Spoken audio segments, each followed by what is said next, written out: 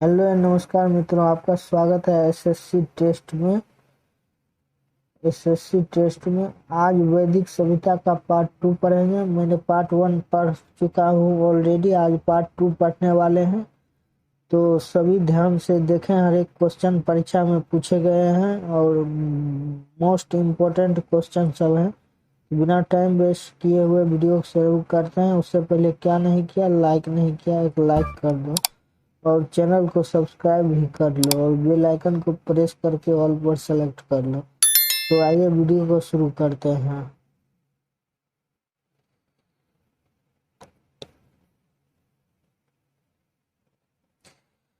Video को शुरू करते हैं। पहला क्वेश्चन है, भारतीय पटल पर आज लगभग डैश के बीच उभरे। ये इसका राइट आंसर हो जाएगा 2500 ईसा पूर्व से 2000 ईसा पूर्व। 2500 से 2000 ईसा पूर्व भारतीय पटल पर आर्य। देख लेते हैं थोड़ा डिटेल इसको। भारत में आर्यों का आगमन 1500 ईस्वी में हुआ था। 1500 ईस्वी में आर्यों का आगमन भारत में हुआ था। ये भारत के आकर सप्त सैंधव प्रदेश में बस गए। उत्तर वैदिक काल में उनका विस्तार गंगा नदी के क्षेत्र तक हो गया था। तो दूसरे क्वेश्चन नंबर 2 की ओर चलते हैं। आर्य लोग भारत में कहाँ से आए थे? मोस्ट इम्पोर्टेंट क्वेश्चन है। आर्य लोग भारत में कहाँ से आए थे? इसका राइट तो आर्य लोग भारत में मध्य एशिया से आए थे। मध्य एशिया से सी नंबर राइट आंसर हो जाएगा। मध्य एशिया से आर्य लोग आए थे। भारत में आर्यों का आगमन एक विवादास्पद प्रश्न है। वामपंथी इतिहासकारों के मतानुसार आर्य मध्य एशिया से भारत आए थे। आर्य मध्य एशिया से भारत आए हैं। इसका सी आंसर सही हो जाएगा। चलते हैं नेक्स्ट क्वेश्चन की ओर।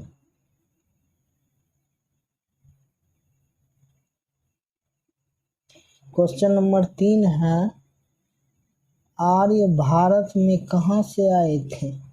आर्य भारत में कहाँ से आए थे? तो आर्य भारत में मध्य एशिया से आए थे। ये तो क्वेश्चन पढ़ चुका हूँ। चलते हैं नेक्स्ट क्वेश्चन की ओर।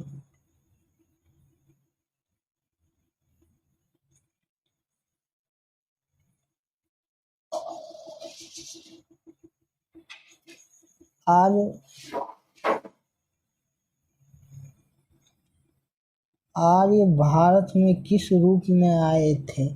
सौदागर तथा खानाबदोश, शरणार्थी, आक्रमणकारी और प्रवासी। इसका सही उत्तर हो जाएगा आक्रमणकारी। राइट आंसर इसका ये हो जाएगा सी, आक्रमणकारी के रूप में आए थे। सी इज राइट आंसर। विभिन्न कारणों से मुख्यतः जनसंख्या में वृद्धि और चारागाहों की खोज के कारण आर्य की शाखाओं ने मध्य एशिया से पूरब और पश्चिम की ओर बढ़ना आरंभ किया। पूरब की ओर बढ़ने वाली शाखा ने अफगानिस्तान होते हुए भारत में प्रवेश किया। अफगानिस्तान होते हुए इन्होंने भारत में प्रवेश किया। यहाँ के स्थानीय निवासियों को युद्ध में परास्त करते हुए भारत को अपना निवास स्थान बनाया। तो ये था 4 नंबर का क्वेश्चन। आप चलते हैं नेक्स्ट क्वेश्चन की ओर। 5वां नंबर क्वेश्चन है। 5वां नंबर क्वेश्चन है, निम्नलिखित में से कौन सा वेद सबसे प्राचीन है? कौन सा वेद सबसे प्राचीन है? तो इसका राइट आंसर हो जाएगा आपको, इसमें से कोई नहीं होगा। इसका राइट आंसर हो जाएगा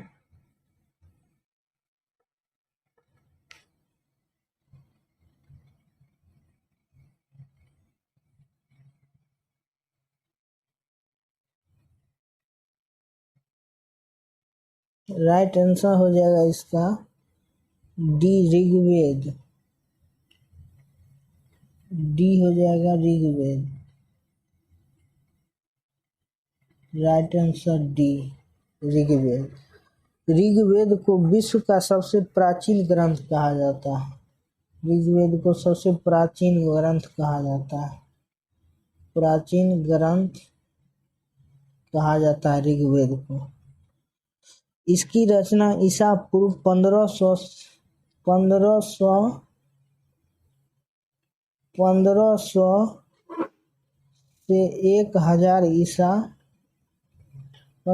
से 1000 ईसा पूर्व हुआ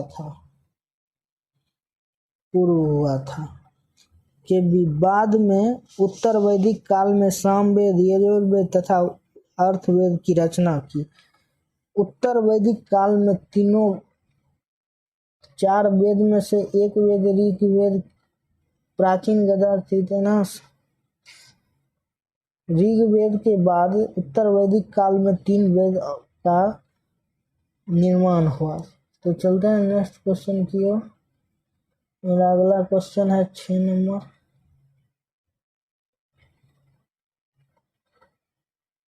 ऋग्वैदिक आर्य किस भाषा का प्रयोग करते थे?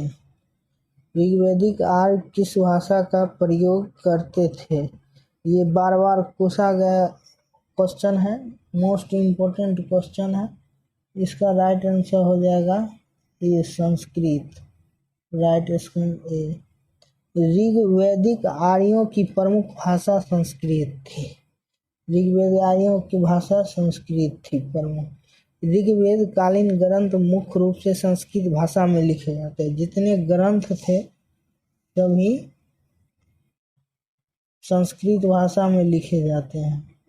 संस्कृत भाषा में लिखे जाते हैं। चलते हैं नेक्स्ट क्वेश्चन की ओर। 7वां नंबर क्वेश्चन है। ऋग्वेद में सबसे पवित्र नदी का जिक्र था। ऋग्वेद में सबसे पवित्र नदी का जिक्र था। सबसे पवित्र नदी कौन थी ऋग्वेद काल में? तो ऋग्वेद काल में सबसे पवित्र नदी सरस्वती थी। इसका ए राइट आंसर हो जाएगा।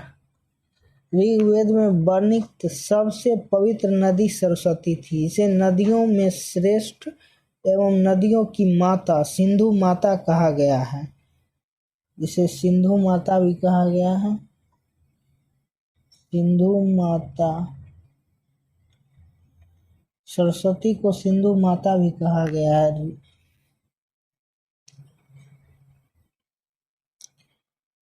यद्यपि आर्यों की सबसे प्रमुख नदी सिंधु थी, जिसका ऋग्वेद में सर्वाधिक बार वर्णन किया गया। आर्यों की प्रमुख नदी सिंधु ही थी। सिंधु माता जिसे कहा जाता है, यानी कि सरस्वती। चलता है नेक्स्ट क्वेश्चन की ओर। 8वां नंबर क्वेश्चन है आपको।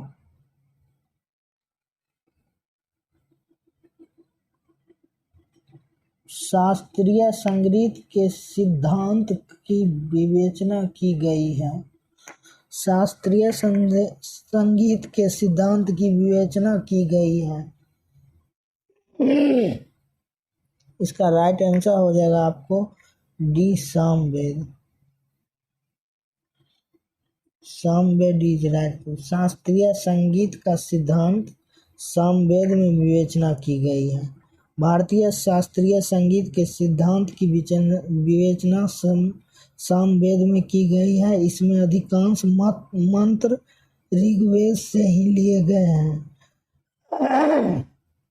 और उनका उच्चारण विशेष प्रकार के यज्ञ के अवसर पर गाते हुए किया जाता था। यज्ञ के अवसर पर गाते हुए किया जाता था। चलते हैं नेक्स्ट क्वेश्चन की ओर। मेरा 10वां नंबर क्वेश्चन है। वैदिक युग के लोगों द्वारा सर्वप्रथम किस धातु का प्रयोग किया गया था?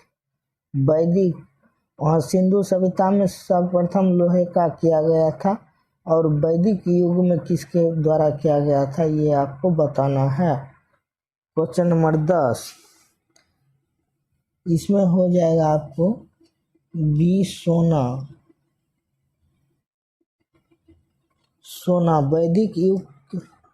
वैदिक युग के बहुमूल्य धातुओं में सिर्फ सोना प्रचलित था। सोना ही प्रचलित था वैदिक युग में। उत्तर वैदिक काल में सोने के अतिरिक्त चांदी, तांबा एवं लोहा आदि धातुओं का भी प्रयोग होने लगा था। चांदी, तांबा एवं लोहा आदि धातुओं का भी प्रयोग होने लगा था। चलते हैं नेक्स्ट क्वेश्चन की ओर।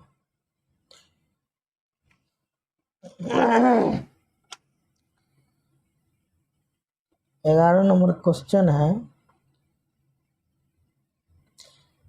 11 नंबर क्वेश्चन है आपको, ब्राह्मणवाद जिसे कि आज एक सर्वश्रेष्ठ वर्ग के रूप में समझा जाता है की जड़ें थी। तो इसका राइट आंसर आपको हो जाएगा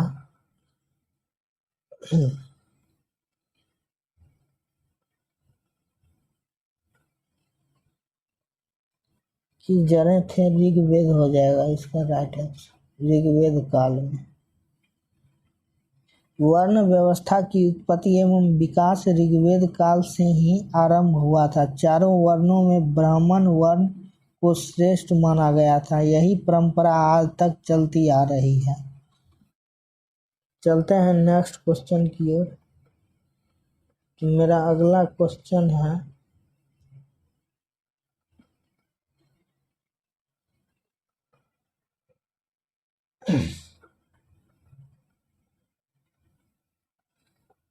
बारह नंबर क्वेश्चन है मेरा अगला।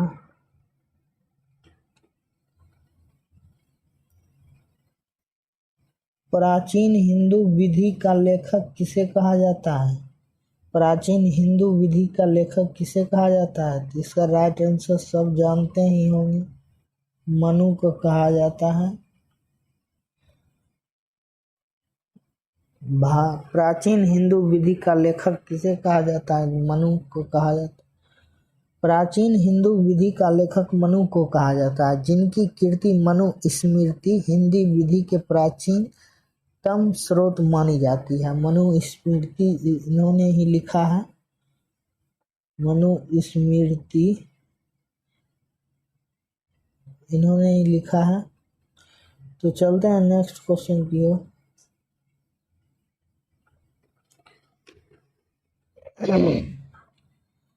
नेक्स्ट क्वेश्चन है, जादू टोना का अध्ययन किस वेद में किया जाता है? तो जादू टोना का अध्ययन जो है वह आपको अर्थवेद में किया जाता है। जादू टोना का अध्ययन अर्थवेद में किया जाता है।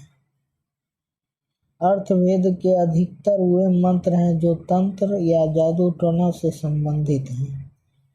चलते हैं नेक्स्ट क्वेश्चन की ओर। क्वेश्चन नंबर 14, हिंदू विधि को सर्वप्रथम संहिताबद्ध किसने किया था? तो इसका राइट आंसर भी आपको पता होगा, मनु ने किया था। ये हो जाएगा राइट आंसर। चलते हैं 15वें नंबर क्वेश्चन की ओर। लास्ट क्वेश्चन है मेरा ये।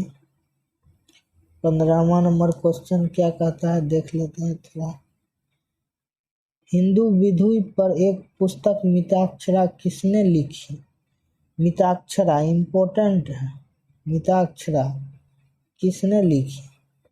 तो इसका हो गया विज्ञानेश्वर ने लिखी, विज्ञानेश्वर ने लिखी है। राइट आंसर सी हो जाएगा। हिंदू विधि एक पुस्तक मिताक्षरा की रचना विज्ञानेश्वर ने की थी। यह याज्ञवल्क्य स्मृति पर टीका ग्रंथ है। याज्ञवल्क्य स्मृति पर टीका अपरार्क ने लिखा था। वाल्क्य स्मृति पर टीका अपरार्क ने लिखा था। तो यही था आज का वीडियो। अच्छा लगे तो सब्सक्राइब करके लाइक कर देना। Thanks for watching my video. मिलते हैं